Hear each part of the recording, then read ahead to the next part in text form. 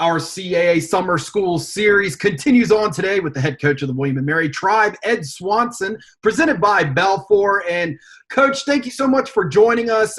First off, how are you, your family, everyone in kind of your inner circle in regards to the pandemic? Yeah, Bobby, I'm happy to report my family as well. We've been well throughout this whole these challenging times. My team as well, which is important as well. They're healthy, their families are. So I think those are the most important things right now. But yeah, we're all well. Thanks.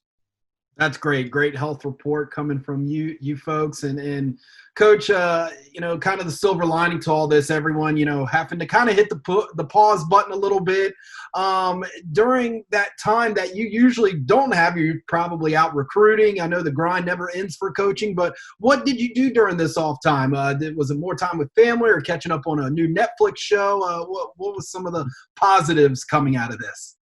Well, I think one of the negatives is that I might have to add a couple inches to my suit size. I think, sitting at home eating a lot has been good and bad at the same time. But no, it's been, it's been different. That word I've used a lot. And, it's been great being able to have, two young boys that are now 14 and 13 and got to spend a lot of time with them and work them out on the basketball courts, of course, outside and so forth. And, got some time to spend some quality time with the family.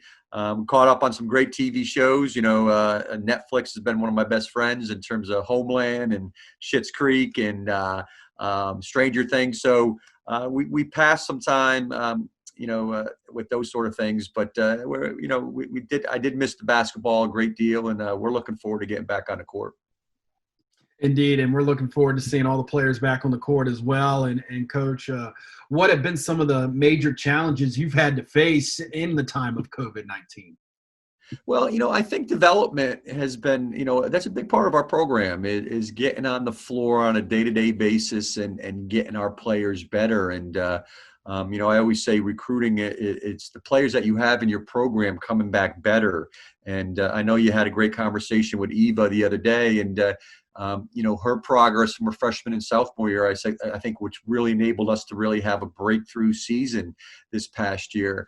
And that inability to get on the floor with the Bree Bellamy's and the Shaniqua Gilliams and the incoming freshmen and continuing the development of Bailey Eichner, those things are what were the challenging part of it. We did a great job. We communicated throughout the whole pandemic. I know our kids had, several questions and concerns during this time. We've got a great sports performance staff, and they stayed in close contact with them. So I don't think they lost out on that sports performance element of our program. But the on the court thing, I think, has been one of the biggest challenges. And believe it or not, I don't think recruiting this year was a big challenge for us. The Zooms really came into play a great deal. I think we got to know the players a great deal better in terms of the recruiting players and so forth.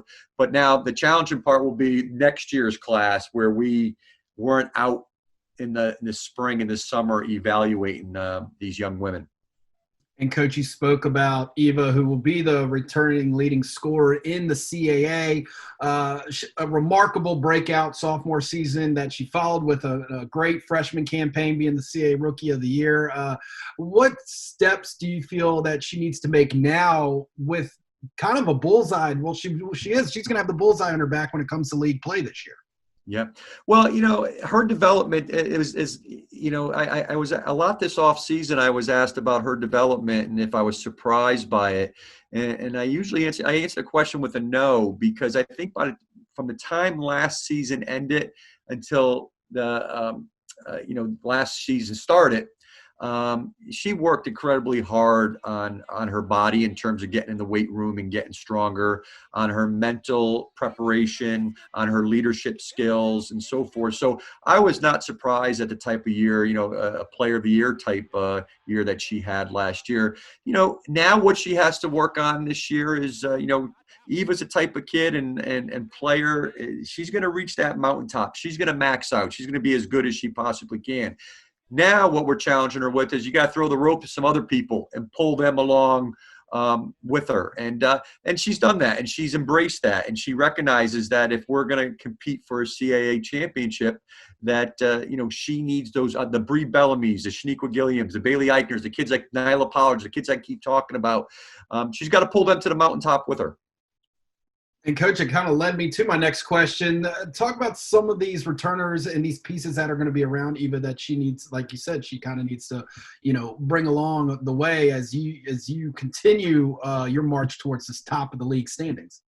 Yeah, I pointed out earlier, development is key to our program, and we've challenged these kids in the off season that they need to get better. But I'll mention a couple players like just in our senior class, Nyla Pollard, Gabby Rogers, and Bailey Eichner, 3 players that were key players in our rotation this year.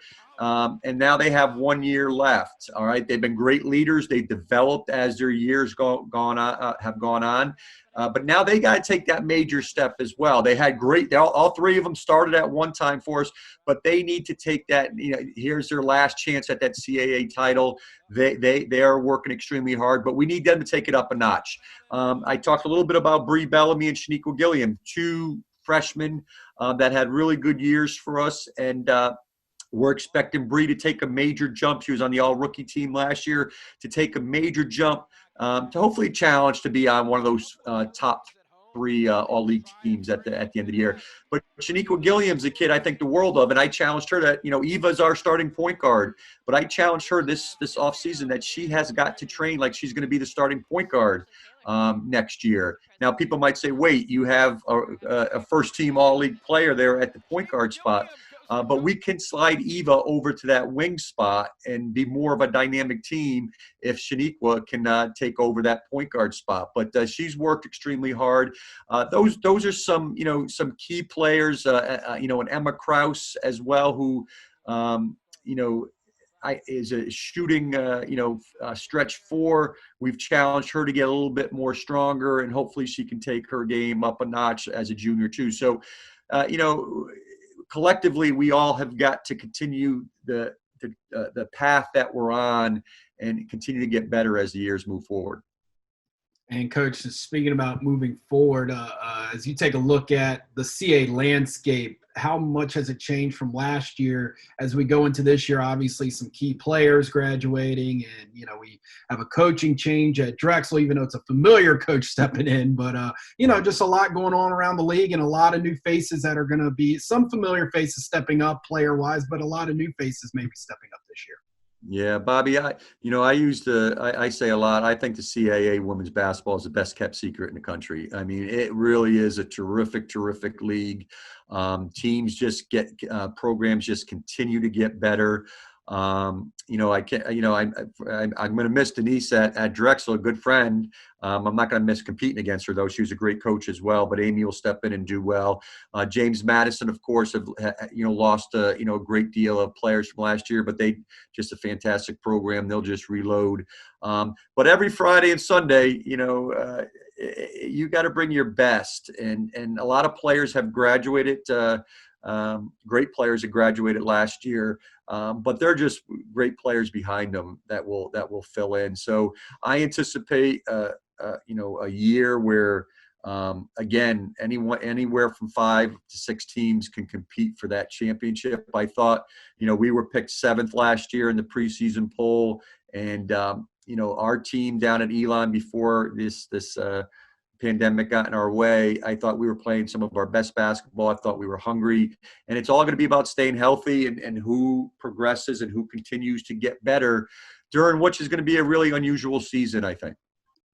Coach, outside of the pandemic this offseason, in our country, we've had the social injustice movement and Black Lives Matter. What type of conversations have you and your team and your student athletes have had in regarding both social injustice movement and Black Lives Matter? Yeah, we've had several conversations as a team, and we talked about what we have to do better. We've had Bianca Boggs, Misha Jones, and Chandler Smith, 3 African-American women who played in our program, came back to our program on a Zoom call and talked to us about what we're doing well and what we have to do better. And Bobby, just a couple things. I think our players, and especially our African American players, and my team is made up like the world is. We're 50% African American, 50% white, and that's on purpose. You know what I mean? I think that's the way the world is. That's the way I want my program is. And my wife and I have we've gone to some Black Lives Matters protests, some student athlete protests, and I got to tell you, very powerful stuff and emotional stuff for me. And what I realize the most is I've always been against racism in any form. But I've got to do more. I was one of those guys standing on the side, just using, now I have to use my voice. I have to do better. And I've talked to, my upperclassmen, Nyla Pollard and Gabby Rogers, to hold me accountable, that if there are things that we need to talk about, I need to talk about it.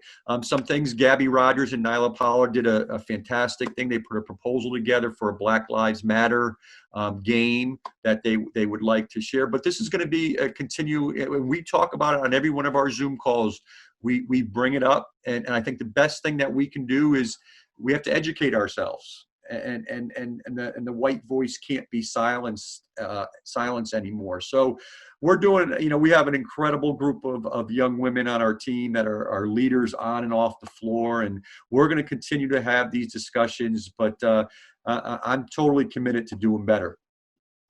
Absolutely. Thank you, Coach, so much for sharing you and your team's conversations regarding the social justice. And thank you for sharing some of your summer. And hopefully everyone stays safe and stays healthy for you, your family, and your team. And hope to see the tribe out there on the court pretty soon. Yeah, Bobby, I look forward to seeing you in person as well. Thank you, Coach.